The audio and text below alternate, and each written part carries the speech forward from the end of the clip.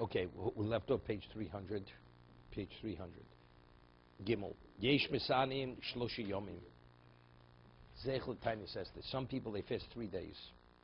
See, we're talking about two different things. There's tiny sister, which is the day before. That's, as he explained, because when they went to battle, they fasted. That's on the 13th. But he says, in addition, there are those who fast 3 days. That has to do with the original fast of Esther. The Jews fasted 3 days. Zechel tiny sister. So he says, what's the zecher? So which days do you fast? Pirish, Sheni v'chamishi v'sheni. Monday, Thursday, Monday. Those are the Acha Purim. Mishenichnas Adam Mar B'Simcha. He quotes the Gemara at the end of Tainis. Misheish lo dina makom. If you have a court case with a non-Jew, Yishbot Badr. The best time to go to court is during Adar, because the mazel of the Jew is, the Gemara says, Vori Mazle. The mazel is healthy. Yicholim b'nei yir l'sakin b'haskoma b'cheirim aleim alabom achreim lasas purim b'yom shnas bo nes. He says, Mishnas lo nes ba'adu nod lasas purim shiovu shnas ibur tzorach lasas purim ba'adu sheni lo shnas lo anes b'shnas v'ibur ba'adu rishon. You know, you read many Purim of Amsterdam, Purim of this of different events happened throughout history where the Jews were going to be annihilated, and a miracle happened, they were saved. So communities that have Purim during different times of the year.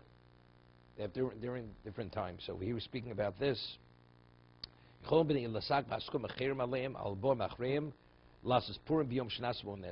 community has the ability to actually legislate halachically that the community must observe a certain day as a Yom Tiv because of a miracle that took place in that community. No, but it's similar. It's similar to the Purim. They were going to be annihilated, and the last moment they were not annihilated. Umishnaslo nes ba'ador. Let's say a person experienced a miracle during Ador. V'noda lasas Purim, and he made a netter. He's going to make a Purim to commemorate that miracle, whatever that miracle was. Kshiyovu shnasa ibur. So he said, during Adar, I will have my Purim. I will celebrate it. Whatever, right? So and now all of a sudden it's leap year. So when we have a leap year, we celebrate our Purim in the second month. When does he have to observe? He didn't specify which Adar. He says, during Adar, I will observe my Purim. So he made a netter, but it's unclear. Which Adar does he have to actually celebrate his day of commemorating the miracle? So he says, Sarchlasus HaPurim B'Adar Sheni, the second. He says, "In lo shenasla nes b'shnasa ibur b'adar rishon." Let's say he experienced the miracle. It was a leap year that year, and he experienced the miracle during the first Adar. Of course, when he said Adar, which Adar did he mean? In the month where he experienced the miracle. But if it was an ordinary Adar, you do similar to what? To Adar Sheni, even though one thing has nothing to do with another. Why? Because we do it because Samchinu Gula Gula. That's why the legislate should be the second. Here, the man, what does he have to say? Because that's probably, since the second month is a day of celebration, we say that is what he meant, even though the man himself didn't know exactly what he meant. In addition to the second. Only Tachna. Tachna and Hesped. It's a question. That's something else. But again, yeah. Which was it happened in the first. What happened was in the first. So the idea of doing it as soon as possible is when But the reason we do it on the second month is because it's closer to Pesach. That's what we do, regular Purim. Here he's talking about a personal Purim. And a community merited a miracle. Right? They were meant to be shipped out to Auschwitz, and what happened, last moment they canceled it. Person was meant to go before a firing squad, and whatever, he didn't go before this firing squad. Whatever happened, these things happen. No, so it would be some other month. Here he's saying specifically, if it was Adar, and the person says, I will celebrate during Adar. And no. This is his own Purim. This is like they call Purim of certain communities. They celebrated Purim. Besides Purim, besides the regular Purim. No, but it was more than so. They created. It was a celebration. It wasn't a meal.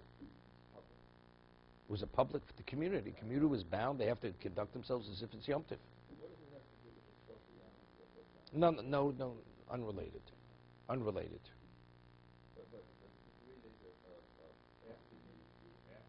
after Purim. Why would they do that? It's the whole point of concept to the concept. It's a whole different concept. There it was, there should be victory. Esther and all the Jews fasted 3 days. That was Pesach.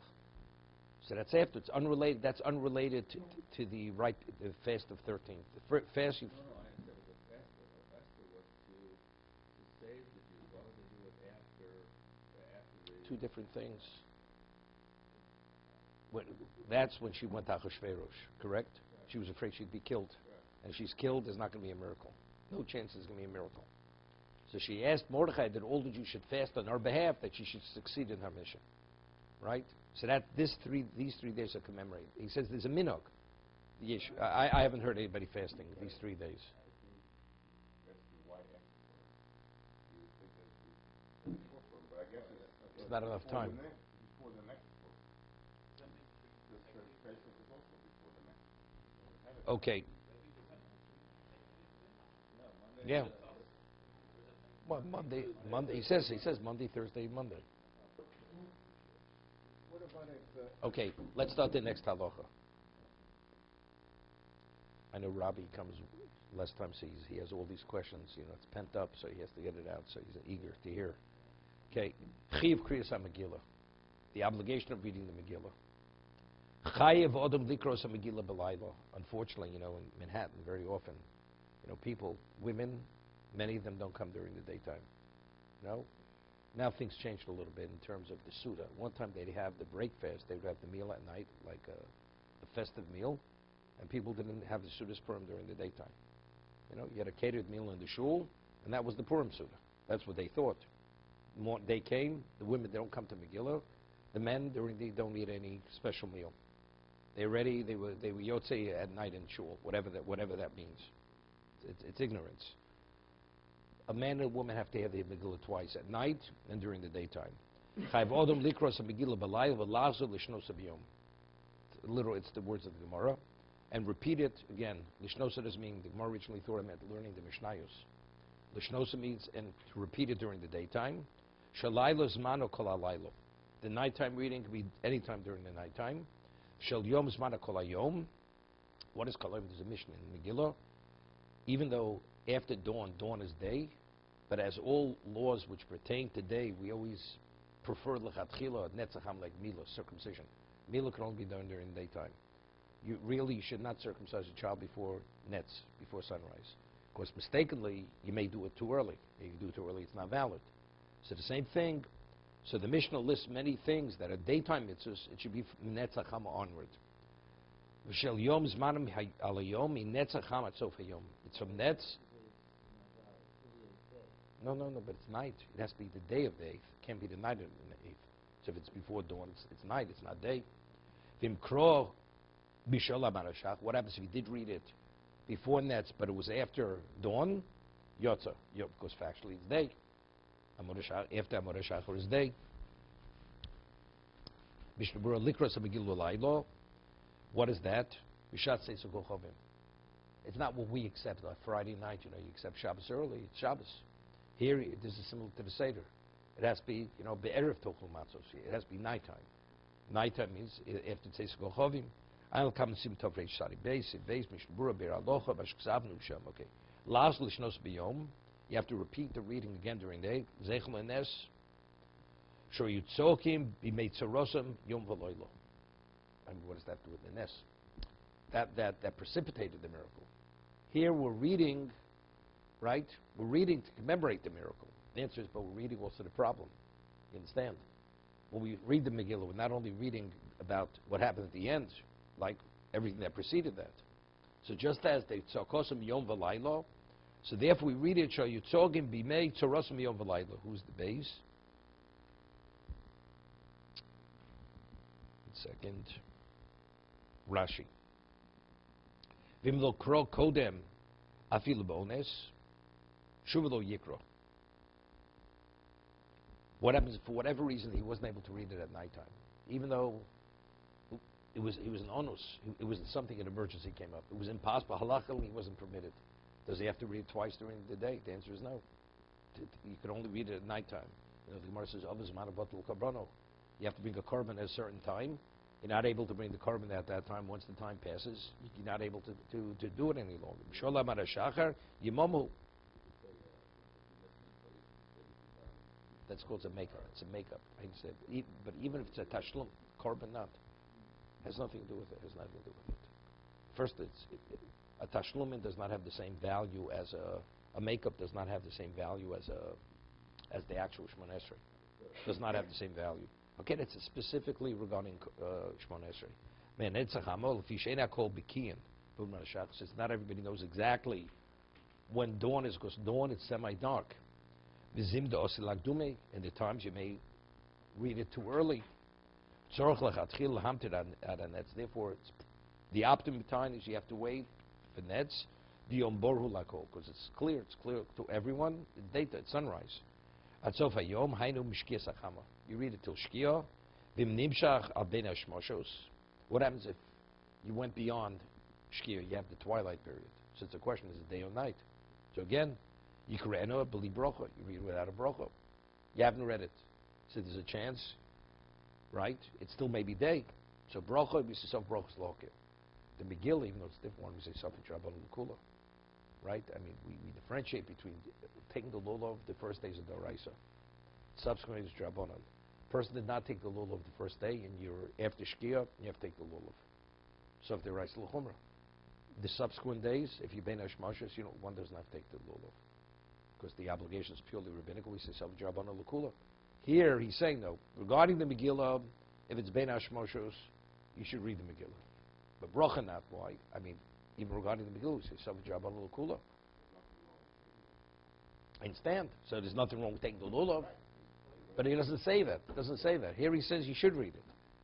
Right? You should read it because you weren't Yotze. If you have a choice between the time of the Hashmashas of the day, one day, and the time to have the Suda, and time, and you haven't read the Megillah yet. You have to make that choice. Megillah. You read the Megillah. You read the Megillah. Yeah. As long as you start reading the book for the instructions to make stuff, then you have to be able to finish it. Good question. Good question. Good question. I would say, I would say you say the bracha. I'm starting before bracha. I would say you wouldn't say the bracha. He started before Shkia, but clearly he starts 5 minutes before Shkia. You cannot read the whole Megillah in 5 minutes. Yeah, I understand. That's something else. That's something else. Eventually you can start with No, that's because it's Shabbos. It's after Shabbos already, because it always begins with Rosh Chodesh. Whenever you begin the meal, that identifies. You mention it, either the beginning or the end. Something else. Here you can only be Yotze on Purim. You're saying a bracha. Factually, if you don't read let's say a person read 2 psukim. Do you say bracha on reading 2 psukim? So over here, he's only going to read 2 psukim or one perek before Shkia. The majority of the Megillah is read after, or he's everything but 1 pasuk. But if you wouldn't read that last pasuk, you're not Yotze. If you would leave out the last pasuk, there's no. It's impossible. No, you can't. There's not enough time to finish the Megillah before Shkia. Do you say the bracha? That's his question. I would say you would not say the bracha. So how about the concept of, the next day you choose after? Not here. But you can't be Yotze. The people on the 14th, you can't be Yotze on the 14th unless you're there, in the 15th, unless you're there. The Gemara says in Shabbos we had a case in Reb Lezer and Mila. There was this moel. He started the Mila right before sundown on Shabbos. It was a child born on Shabbos. But he started. He said, "Are you sure you have enough time? Because Mila without Priya is not Mila." And he went and he started, and he didn't finish in time. He did the Priya after Shkia. Says they fired him. The Rav, Rav Nachman, whoever was there, says, "You just go from now on. You cannot be the moel. You violated Shabbos." No. After Shkia, Havdol first, Havdol is rabbinical. Havdol, we're talking about a Doraisa. It's Bein HaShmoshos between. It may not be over. It may still be the daytime afterwards. So, right, but it may be over. Mila at night is not valid. So what supersedes Shabbos? Only if it's a valid Mila. He didn't finish circumcising the child on Shabbos. So what did he do? He cut the child. He did a chabura. Right? Chabura on Shabbos is a Torah violation. So he was dismissed as the moel. The rabbi said, from now on, you're not the moel anymore. It's totally irresponsible. But you're not Yotze with a majority.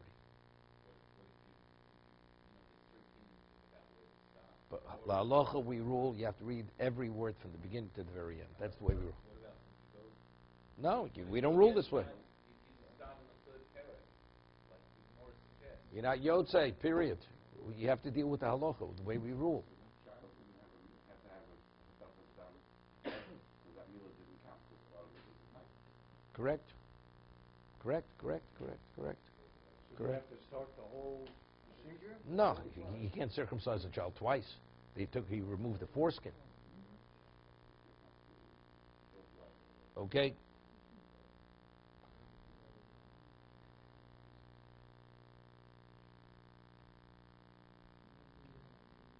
Comparison to the bris is not really the appropriate comparison to the Megillah, because you're dealing with a violation of Shabbos. Okay, but why is it a violation? Why is it a violation? Because the Torah says you have to circumcise him on the 8th day. This child, when you did the act, it may be the 9th day. I don't understand. If you only did half of the act, It's nothing. then it's nothing. And if you Then read, you violated the Shabbos. and if you do half a reading, did you read? You haven't violated. No, but you can only say bracha on Kriyas Megillah. It's a bracha levatola. A person would only read half the Megillah. Is he permitted to say a bracha? You're saying if you read 51% of the Megillah, You read 99.9% of the Megillah, you're not Yotzei. You have to read every word in the Megillah. You leave out one word, it's a bracha levatola. So if there's a chance you're reading it at nighttime, it's okay. That means it hasn't been read on during the daytime. So therefore you will not say a bracha. No, you can read about peh. If it's missing, the Megillah is valid to read from, because the majority has to be read from the Megillah. That's two different things. You have to read it all. But min aksav, read it from the text, as long as the majority of the text is sufficient. and then you complete by paper. Right. From memory. We cross the line on a many things. For instance, Let me put the recorder back on. Okay. for instance, the Mincha Shmona Esrei. Oftentimes the Shir Tzibur starts before Shir and it ends after Shir. Just the way they time it. Now he has said a whole bunch of brachot. Okay, you know, we'll go back, we'll review it as a Be'er Halacha. The Be'er Halacha cites Yerushalmi that there's a question, what mincha, according to the Yerushalmi says that it's best to say it before, but since there's an opinion in the Gemara that you're able to say it until Tzeis HaKochavim, that means when it's definite night, so until 15 minutes before nightfall, 15 minutes before, you're able to say mincha. Because you're in a b'diavad mode, since you have no choice. But now, it's now a skip it. But again, it's only because it still considers, according to one opinion, it's not definite night. As long as it's not definite night, but that's specific to Shemon Esrei. It's Bachlosh Rabbeinu and Chachamim. That's, if not for that, you wouldn't be able to do it. It gets into the Rabbeinu Tam, No, not to Rabbeinu. No, not Rabbeinu Tam, because it's still everything is pushed up according to Rabbeinu Tam. Because the question is what nightfall. No, yeah. No, he doesn't cross over shki. His shki is later. Our shki. He says you're correct. No, that's unrelated to Rabbeinu Tam. That's unrelated to Rabbeinu Tam. There's a question which is not simple, which I saw. It's brought in the name of Shlomo Zalman Auerbach. That let's say a person starts Shemon Esrei before, and he says a very lengthy Shemon, he'll daven into the nighttime. Is it appropriate? Does it have any value? We're not speaking when you go up to 15 minutes before nightfall. Right? Person starts in the morning and you finish after 12 o'clock Shachris. Right? So the question is it valid or not? It's not simple. I think he says it all depends on when you start. When you start. But there he speaks specifically, no. He speaks specifically regarding Shemon Esrei. Actually, the Megillah has to be read during the daytime. Here, the Megillah is being read after. Let's say Purim will be over. It's over. Right? He drags out the Purim. They're going till he's reading it. It's already. He's holding the next day already. Definitely the next day. Is there a question he's going to be Yotzei? You'd say definitely not. Right? So, that's the other thing that you cross over in the so in the Bein Shemon Shabbos, elements then before. It's not that, because there they said if either part of the meal is during the whatever. No, but let's say you finished the meal before Shkia, and now you talk, and now it's after Rosh Chodesh. You still say Yalav Yavo. You haven't eaten. The person did not eat anything after nightfall. It's because the insertion in the ritzei or the Yalav Yavo is determined when did you eat the meal. Yeah, but if a person, it should be a hefsek. Let's say you'd want to see Yalav Yavo during the week. It's not Rosh Chodesh. It's a hefsek. You're interrupting the benching. That's okay, because again, because you began before. It's like ritzei. What happens if Shalosh Shudas goes into the night? The vast majority was it. Still, as long as you wash during the daytime, you say ritzei. Definitely. Only there's no different Yalav Yavo and ritzei. Doesn't make it. It's always that way. Shabbos, you have Shalosh Shudas, and you light it. You say ritzei. It's always when you began the meal or when you finished the meal. Either way. Okay. Let's see the Chol Silvalos.